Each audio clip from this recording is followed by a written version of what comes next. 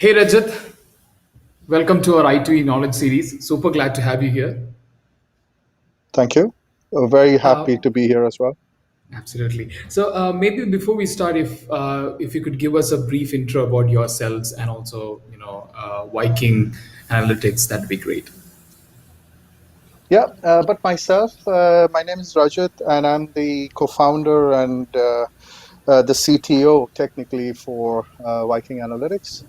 About myself, I'm an alumni of College of Engineering Trivandrum, passed out in 2004, electronics and communications, and did my master's in the US 2009 electrical engineering, and then did my PhD in signal processing and machine learning in 2015, Chalmers in Sweden. And ever since then, I've been running my own company in Sweden. So I started my own consulting company slash investing company. And in 2017, myself, along with my colleagues and friends, we started out with Viking Analytics, and I've been with Viking Analytics ever since then. So this has been my journey in a nutshell. Awesome. So, And so sorry, please go no, go ahead. for it. Go for it. No, So, no, I was just I going to say a few more words about Viking Analytics, but I will take that later. Sure, sure. Yeah, absolutely. So I was just saying. So there's an amazing persona of a founder as well as an angel investor. So maybe we can dive a little bit deeper into the founder first and then go to the investor. So with respect to that, you were about to say something about Viking as well. So we would love to learn a little bit more about Viking. How big is your team right now? How does the future looks like and everything? So at Vikings, what we do is that, I mean, just to tell you a bit more about Vikings, at Vikings, what we do is that probably many of you are aware that industrial companies today are undergoing a huge transformation wherein they're becoming more digital, software driven, and data driven. This is called digital transformation in general, and it's a paradigm, as we call it, as Industry 4.0. But one of the biggest challenges of Industry 4.0, especially when it comes to building applications for building driving Industry 4.0, is that you need to have high quality manufacturing data in order to build reliable and scalable smart manufacturing applications. Right. And as it exists with in any fields of machine learning or artificial intelligence, if you don't have high quality data or annotated data, you don't have high quality applications. You have highly erroneous applications. And when it comes to industrial data or production data, you really need the domain experts who understand their machines Right. to annotate the data. But this is an extremely manual and expensive process today because industrial data can be extremely complex. And it is not fair to expect mechanical engineers and chemical engineers to be wizards in data science and handling extremely high dimensional data when they and process and analyze high dimensional data and annotate high dimensional data. So what we have is we have a tool which semi automates this process so that uh, experts, the domain experts, when they would otherwise spend like 3 weeks annotating data, with our tools, they would end up doing it in a few hours. So it's like an order of magnitude of change. And then once they get to the annotated data, they build models. They're able to use our tools to build the model, build the application, and also deploy the application in an industrial environment. So we enable the experts to start all the way from raw data, move towards the useful information, annotated data, train and build models, and deploy them as well in an industrial environment. So we enable them to build end-to-end solutions without having an army of data scientists or an army of software engineers. So this is what we do. Awesome. So with respect to your team size, how big is your team? We briefly brushed upon this when we were having a one-on-one as well. Mm. How does your role fit in, and what are the current roles look like, and how big is your Yeah, team? We just had a quick chat about you yeah. hiring as well. So So as a matter of fact, so we are entirely based in Sweden.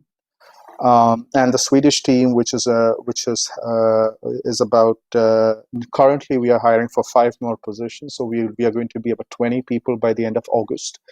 But this team has more than 7 PhDs and many masters students, many experienced masters who are masters who've got a master's in data science or machine learning or signal processing or mathematics.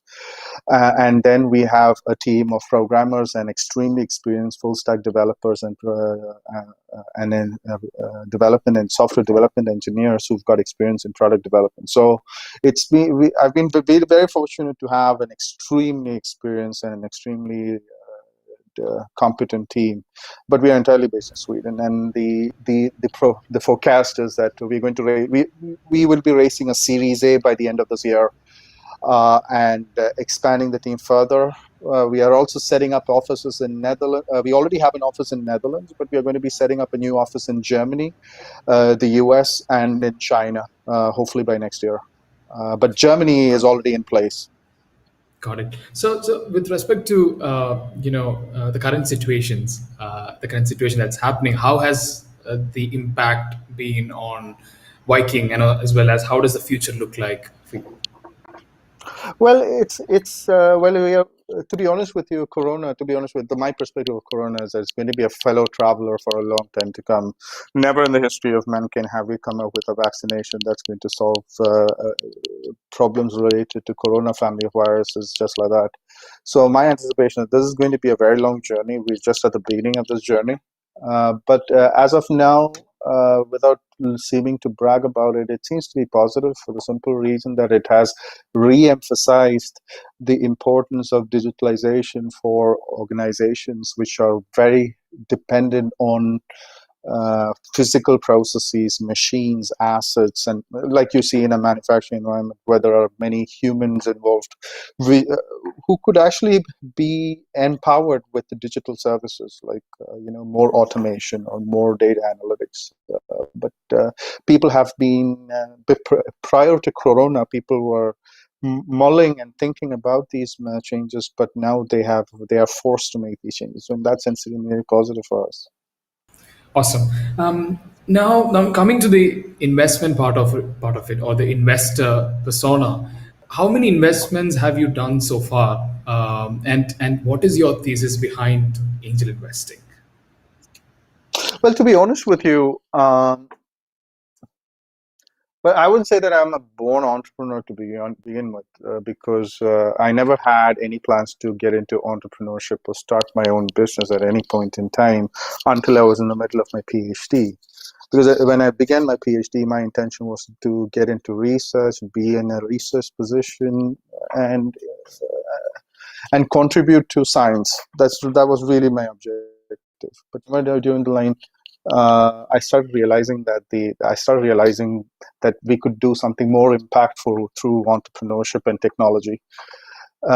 And of course, so right after my PhD, I started with my own consulting company where I was consulting for companies who needed my expertise or expertise similar to for people or related to people who are similar to me.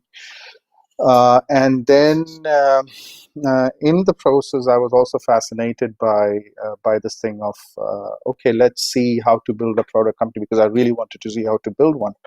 Though I've been working in a product company myself. Um, so then it so happened that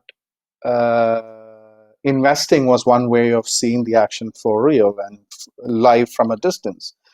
And in the process, I ended up making about close to 15 investments. At least 3 of them have, and this was like 5 years back, of which at least 3 of them have returned. Some of them flat, at least one of them really good, and the others have been, and one of them being very bad a return as well.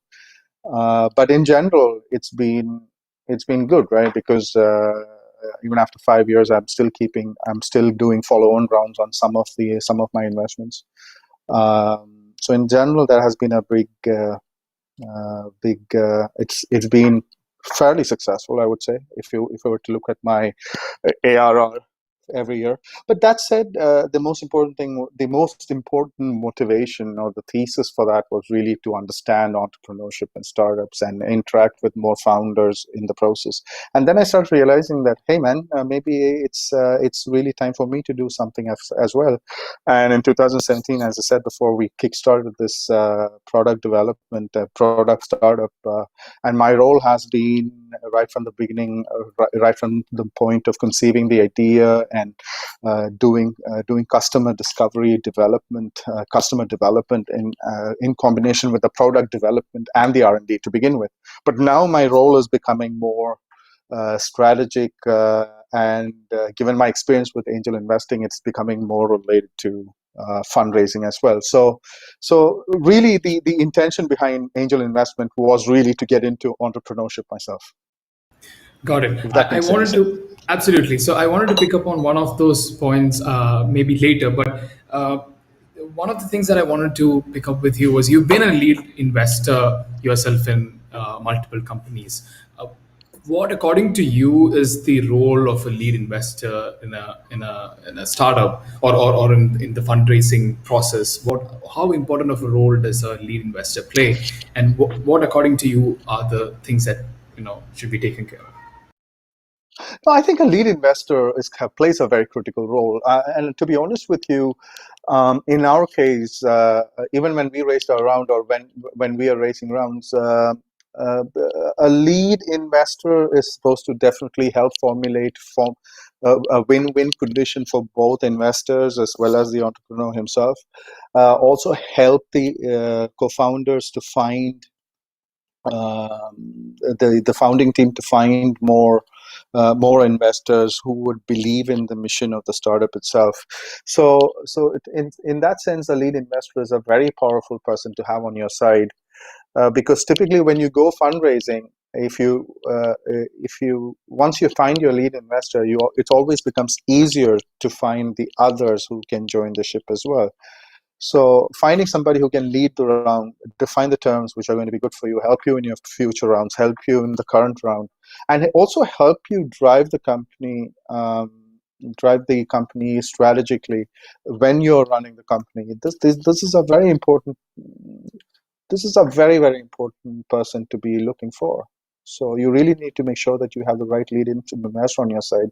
Of course, there are many other models where we are looking at a more flat hierarchy, where all the investors that you have on your side do all these tasks jointly. But we don't have that kind of situation yet, where people contribute more in a more flat manner. But there's always this lead investor who's going to play a critical role in the way you move forward. Absolutely. So on that note, if we were to build a playbook, with respect to investments or angel investments from a founder perspective, like what are the high level, 3, 5 checklist things that a founder should be, looking at while he is going for fundraising? I know you are in the process of your Series A funding as well.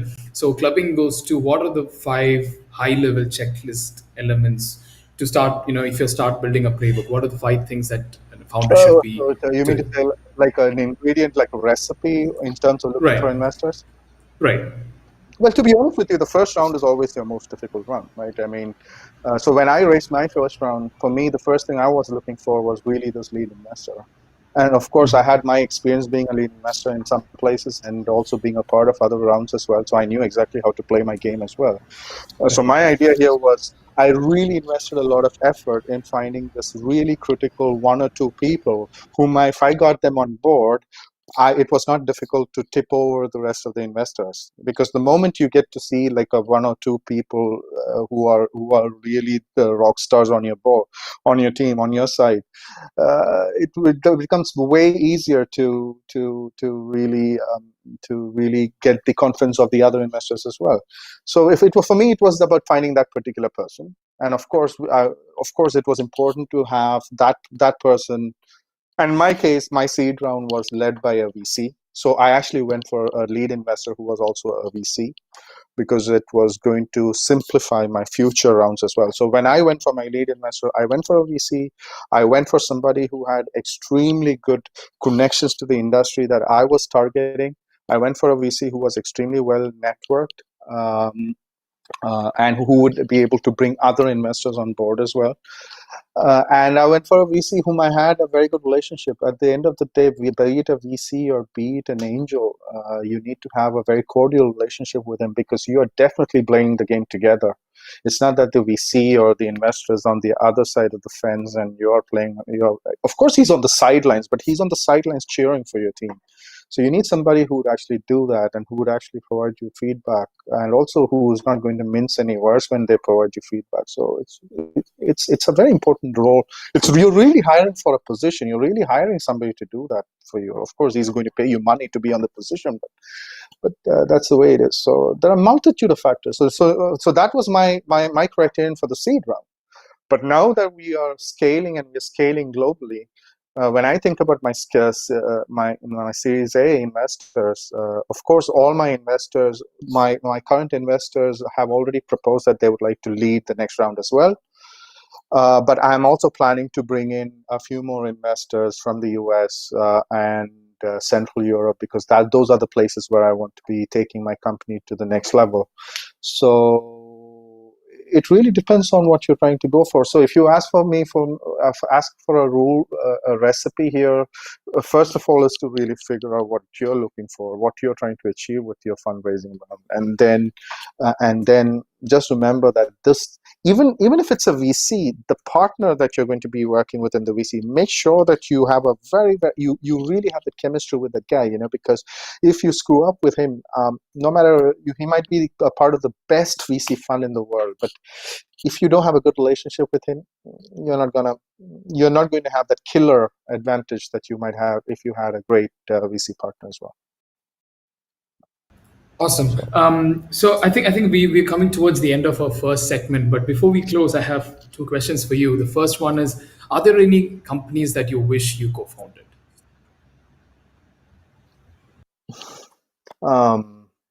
That's an interesting question, because I've never really thought about it. So, to be honest with you, I've been really happy with the company that I've co-founded. Okay. That's a reality of the situation, and it has a fantastic mission. It has a fantastic purpose. We're really at the bleeding edge of transforming an entire industry, and we are really seeing fantastic traction as well. So let's see how this goes. But the other thing that probably something that I definitely have on my mind is areas related to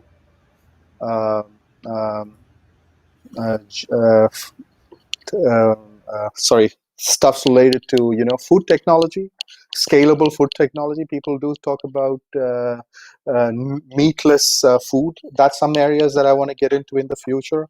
So more scalable solutions for water, food, toilets, and wastages, energy. So these are the four sectors I really want to get into in my next few ventures. If at some point we decide to exit from Viking Analytics, which I don't see happening anytime soon. So that's a different story. Got it. The second question that I had is: which is your favorite book?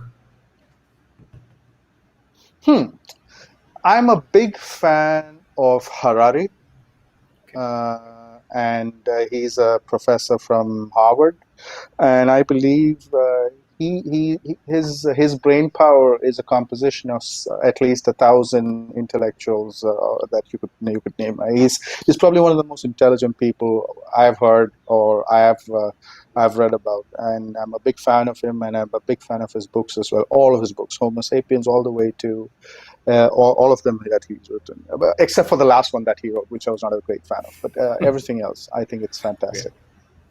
Awesome. So with that, we come to the end of our first segment, and our next segment is a photo walk segment where we have a couple of pictures of you from your journey. So maybe if we could take a few seconds to actually go through that pictures, and if you could, explain the memory behind it or the significance of the photo, that'd be great.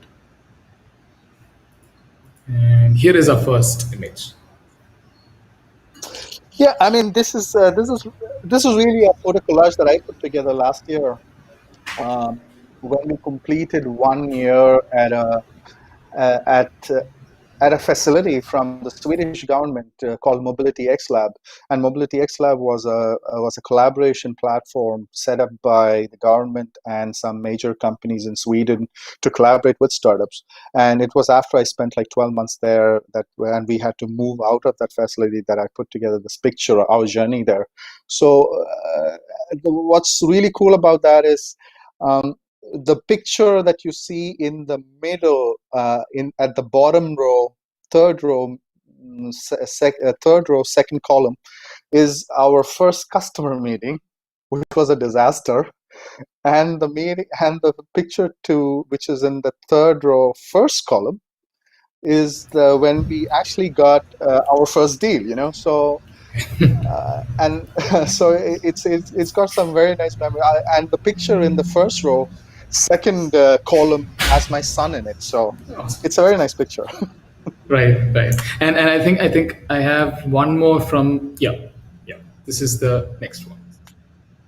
Yeah, this was like taken about 2.5 years ago when we were pitching for. It was actually a point where I was pitching for getting into this collaboration platform, but very early days. Probably we didn't even have. This was a point where we didn't even have an MVP. So it's really really early days. We just had the idea. I just had my deck, and that's it. Got it, got it. And here is the next one. Oh yeah, that's with my professor. Like I did my PhD at Chalmers, as I said you before. Fantastic university and a fantastic place. And this guy, uh, Thomas, was another genius. He was a programming monster. He even programs for like 15 hours a day today. He's a genius in his own rights. He's actually invented and developed open source packages that are used all over the world. For instance, this IT++, it's a pack. It's an open source software that he built when he was a PhD student, and it is used all over the world instead of MATLAB, especially in countries where MATLAB is way too expensive. So his software is actually used in IIT Madras and in other universities around the world, in India as well, even the top universities in India as well. And this was when I actually went back after my PhD to interview him on how he developed IT++. So that was a very nice moment with him. Awesome. Okay. And here we have the last one. Yeah, so that's my investment portfolio. Of course, it just has a few of them. It's like Right. 7 or 8 of them in that. But it's been a good journey. Wave has already exited. Unity Living has already exited. Unity Living is a company that I invested in, based out of Cochin as well. Of course, many of you know about Zoomcar, but a big one of the rounds I'm following in on is BioCatch. It's probably the next unicorn. And Empress is another unicorn in the making, and so is Zebra Medical Mission, another unicorn in the making. Zoomcar is not a unicorn yet, but it's doing pretty well. How early did you get into all these? The Uh, biocatch and Zoom so cars. as I mean, many of these were I got into them through a platform called Our Crowd, which was a platform for angel investors, qualified angel investors, where you would make an investment of at least $10,000 or $20,000, and I got into many of these deals in as early as seed rounds all the way to Series A as well. So I was fortunate to be in the seed round of some of these companies as well. Got it. Are there any companies that you led in this group, or Unity Living, Unity Living? Yes. yes, I was, though I didn't want to because that was a time when I started becoming extremely busy with Viking analytics as well. So I didn't really have the time. I didn't do my full justice to my role as a lead investor, though, even though I had politely asked Jitin, the co-founder, not to make me the lead investor. But yeah, Right. at that point, I did have to assume some parts of the role as well. Right. So with that, we come to the end of our photo walk segment, and the next segment that we have is a rapid fire segment. We have a few questions for you. Maybe you can take 5-10 seconds to answer that as well. So the first one is, describe your startup in 2 words. Another unicorn, So, future unicorn for sure. if you could trade lives with one entrepreneur for a day, who would that be and why? I think it's going to be Bill Gates. Okay. Um, for the journey, for for how he actually built Microsoft.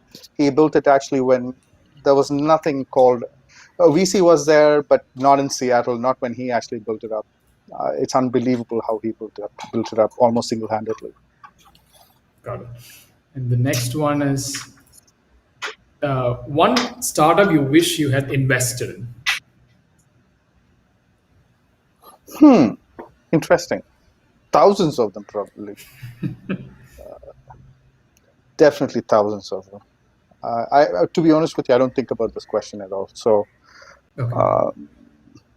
so it's a very difficult question. There are thousands of them. So it's, as an investor, I never think about companies that I've missed out on investing. Never. Okay. Got it. What do you think I'd be more surprised to find about you? That I can be very hot-tempered and Okay. short-tempered Okay. And the next and and very the last stupid one. at times. Sorry. Yeah. Okay. And the last one is, what is your best memory associated with Viking?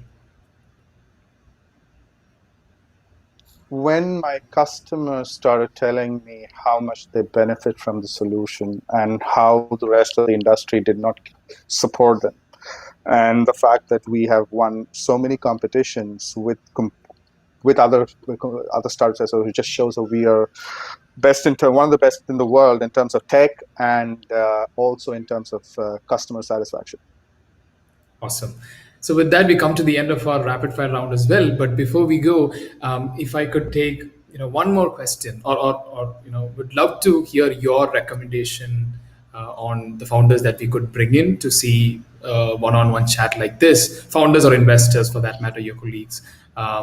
If maybe the founders of one of the companies that you invested in, or some of the investors that you would love to see a chat like this. One thing would be to expose your audience to more founders who've built companies which are more revenue driven. Because that's something I really value in startups, and those are the kinds of startups I really like investing as well. And that goes to the fascination for Microsoft as well, where they actually built a company which was purely value driven right from the early days itself, even though they were building an extremely difficult software. And something that I really see in India is that founders really think that investors are just going to come in and at some point they're going to have a business model that will generate revenue. But that's not the way it is. You're doing business. You're not raising. Don't think about. You need those founders who've really done the journey, created profit and value for investors.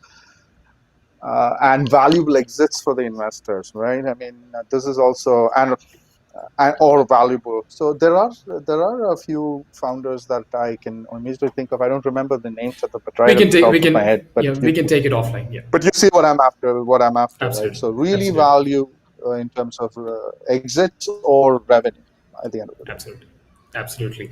Thanks a lot. Thanks a lot, Rajat. This has been an absolute pleasure. Thanks a lot for your time. It has been great chatting with you. Thanks a lot for being on our Knowledge series. Thanks for having me, Jibin. It was really nice talking to you as always. Yeah, it's always nice talking to you. Absolutely. Thanks a lot. All right, see you.